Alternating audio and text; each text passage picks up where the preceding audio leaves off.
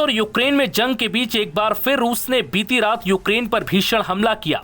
यह हमला 2025 का अब तक का सबसे बड़ा हमला बताया जा रहा है। इस दौरान रूस ने करीब 470 ड्रोन और 48 मिसाइलें दागी, जिसमें करीब 19 लोगों की मौत हो गई और करीब 66 लोग घायल हुए। रूस ने इस हमले के तहत रिहायशी इमारतों और ऊर्जा संयंत्रों को निशाना बनाया, जिसकी जानकारी यूक्रेन की ओर से दी गई।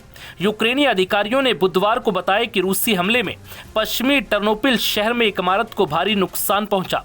रूस के इस हमले में करीब 19 लोगों की जान चली गई।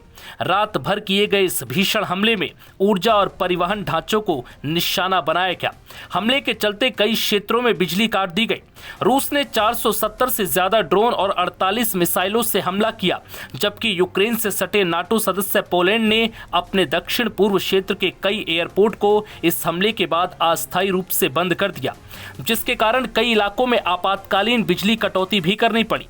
ल्वीव, खार्किव और इवानो जैसे अन्य शहरों पर भी हमले हुए, लेकिन सबसे ज्यादा नागरिक हताहत पश्चिमी शहर टर्नोपिल में हुए हैं। सबसे हैरानी की बात यह है कि हमला ऐसे वक्त पर हुआ है जब यूक्रेन के राष्ट्रपति जेलेंस्की रूस पर दबाव बढ़ाने के लिए तुर्की में कूटनीतिक बातचीत करने वाले हैं।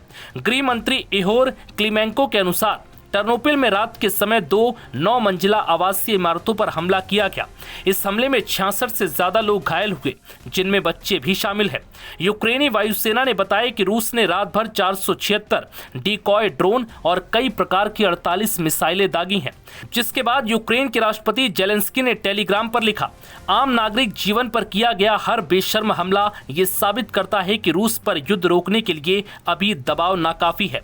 उन्होंने कहा कि वो रूसी राष्ट्रपति व्लादिमीर पुतिन को कूटनीतिक रूप से अलग थलग करने और उन पर अंतर्राष्ट्रीय दबाव बढ़ाने के प्रयासों के तहत बुधवार को तुर्की के राष्ट्रपति एर्दोआन से मुलाकात करेंगे।